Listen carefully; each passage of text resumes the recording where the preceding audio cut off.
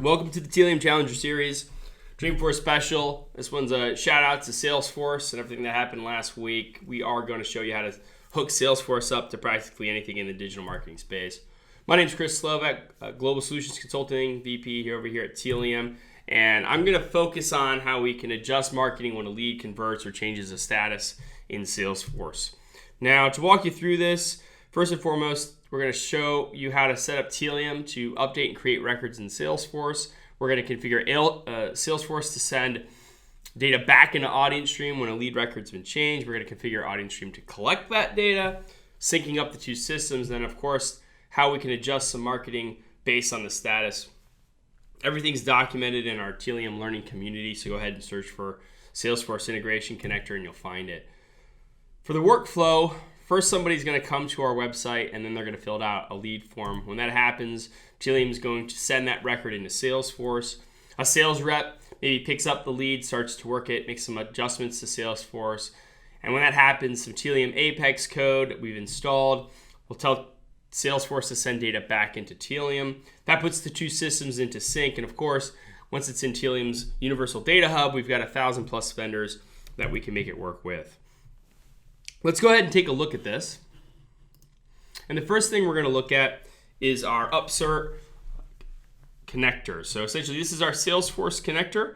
And when a lead is created or updated within Tealium, we're going to go ahead and push it into Salesforce. We've got our form fields, but we're also going to do some things like hashing the email so we have a nice non-PII link between the two.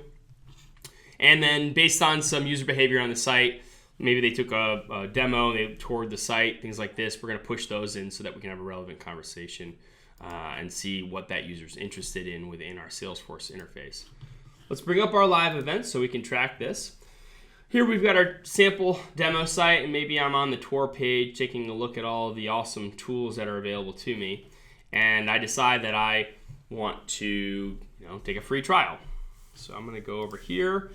My name is going to be Billy Idle today. I'm going to be Billy at Tealium.com, and I'll work for Idle Inc.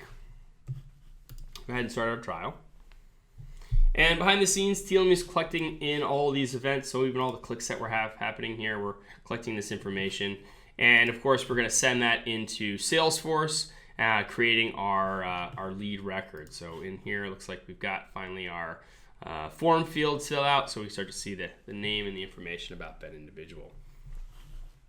Let's go ahead and bring up Salesforce. Take a look at our leads today, and there's Billy.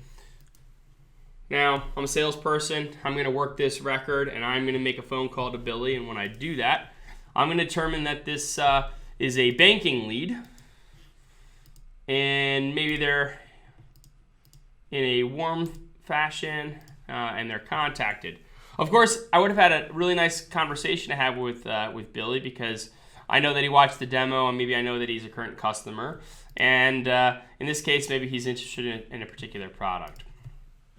When I hit save, behind the scenes, a bunch of Salesforce Apex code is running. Don't get too scared about this. We've documented how to set this up. Your Salesforce administrator can help you. Even here at Tealium, we can help you. But as I said, go ahead and go into Tealium Learning Community. We've got all of this configured and documented so you know exactly how to do it. But what actually happened when I made that update is Salesforce requested or pushed data back in to Tealium. In fact, it pushed back all of those updated fields that we changed. So here we can see the lead record. We can see that this is a banking industry. We can see that this person is being worked in contact. And of course, because we've done that, we can start to build attributes and rules and badges. We can actually collect that data against the user within Tealium. Effectively, we've got all of the Salesforce data mirrored in that digital profile. Now that we've got these two things in sync, let's go ahead and talk about some of the marketing adjustments that we want to make. The first thing I'm going to focus on is display. Let's go ahead and start with AdWords. And what we're going to do is we're going to add all of our warm banking leads into a custom targeting segment. So we'll add our visitors to a list or a segment. We'll do that based on the source. The source that I've got set up is our warm banking leads here. And we're good to go. Now, of course, we'd have one final step in there, which would be to have added in our Google AdWords segment. But for today's purpose, we're going to keep right there. I'm going to follow up this with adding in our Facebook social campaign. So again, I would have gone in here instead of an account ID, I'd establish a connection and actually hook up through single sign-on to Facebook. In my case with Facebook, instead of actually doing a custom display audience, we're going to do a custom audience, and we're going to use our hashed email. So here we go. We're going to go and take that warm lead that we have, and we're going to use our hashed email as our connection to the email address within Facebook. So now we've got our custom audience set up. Now, I may or may not be using ExactTarget. If I am using ExactTarget or part of something else in the Salesforce Marketing Cloud, it would be really easy to just use that within Salesforce. But not everybody is using all of the Salesforce Marketing Cloud. In my example, perhaps I'm using something like SendGrid to do my emails, or I'm working with Silverpop and IBM. I can actually now extend and use that Salesforce lead status. I can actually use it in any email system in real time. And so in this case, let's go ahead and configure SendGrid. I would have gotten my API key from the solution, and I would have had my API key here and added it. But of course, in my example, really what I want to focus on is adding somebody to a nurture campaign because they're a warm banking lead, right? And again, if I was connected to if I had really set up all this to connect to SendGrid, I would have my list of templates there. The last thing that I want to do in terms of adjusting my marketing, or actually making sure I'm really connecting my marketing in this case, is true up analytics. Because when someone came to the website and they filled out the form, it looks like it's a conversion. It seems like it's a lead generation, but now we know we're actually working that lead. It is actually of a higher value because it has a status that actually makes it qualified. So let's go ahead and update Google Analytics and put in our account ID here. And now server side, I can actually make an update to the data within Google Analytics. In this case, maybe I'll make an event data call so that I can just sort of flag, hey, this lead record changed, and who are we going to be making these data calls on? We'll make it on our warm banking leads. And of course, I can start to send some data over into Google. I've got all of our standard data values that we can send in, but I also can send custom dimensions or metrics. Dimensions are a great one in this case. In this case, I might say, all right, let's go ahead and send in the fact that they're a current customer. Maybe we have that we got our lead status in here that we had put, our industry that we've put,